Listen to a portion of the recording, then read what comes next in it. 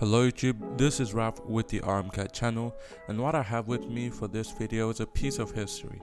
So just imagine it's 2012 and you've been having a lot of fun with your iPad 4th gen. But it's getting a bit heavy and the novelty effect has run out. You're losing interest in Apple's new tech as well. Well, here comes the iPad mini, and as its name suggests, this thing is a baby iPad.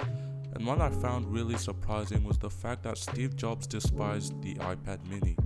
He stated that the original iPad was a perfect size and anything smaller would be unusable.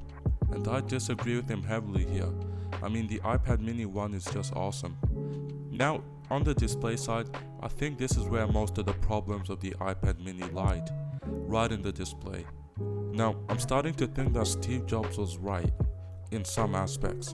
The display on the iPad mini is tiny to say the least, measuring in at 7.9 inches with a pixel density of 162 pixels per inch.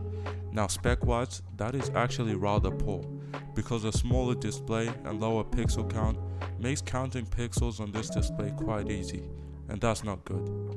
Though, if you do look at the display from a further distance, say 10 inches, then the issue highlighted isn't a bigger deal.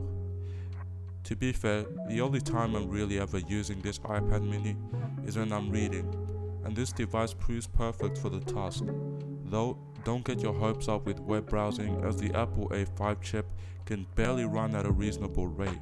Watching YouTube videos is also a no-go. One issue I wanted to highlight was pretty prominent while I was reading.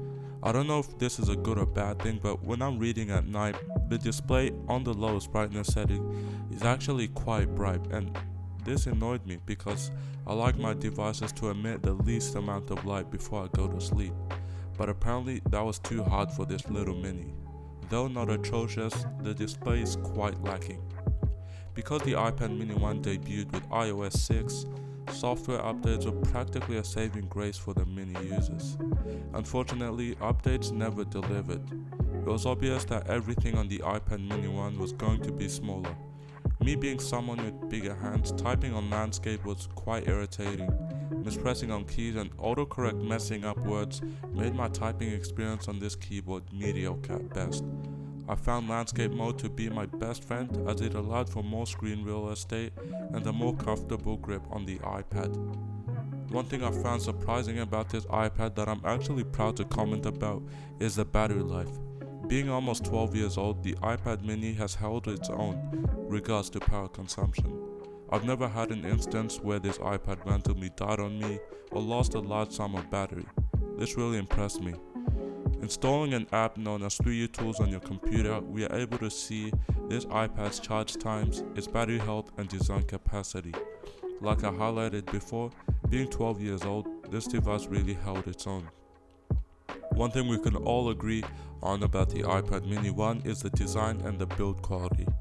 Like most Apple products, they are always designed and built with premium materials, and the iPad mini 1 is no exception. Comparing this to its predecessor, the iPad mini has had minimal design changes. The speaker grill is on the bottom with a new and improved lightning port. The volume rockers and silence switch still remain in the same place. Given its smaller size, this does make it easier to reach. Apart from its small stature, I actually found this iPad mini enjoyable to use. Despite the fact that almost all modern day apps on the App Store is not supported anymore, I kinda found myself playing old games that seemed nostalgic. Lego Star Wars was probably my most fun. Now, it might seem like I've been bashing on this iPad mini the whole time, but yeah, that's kinda true, but there are some things I can appreciate about this device. One of them being the OS.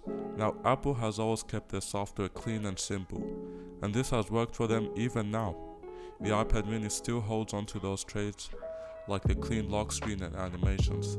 I'm glad the iPad mini has AirDrop. It still makes sharing files across different Apple devices so seamless. I like it a lot. The cameras still hold up today, given that there's adequate lighting. Same thing can be said while recording videos or even FaceTiming. Although small, there are many great things the iPad mini can do. Though, you give me your thoughts down below in the comment section and let me know what videos you guys want to see in the future. Other than that, it's been great. Armcat out, and peace.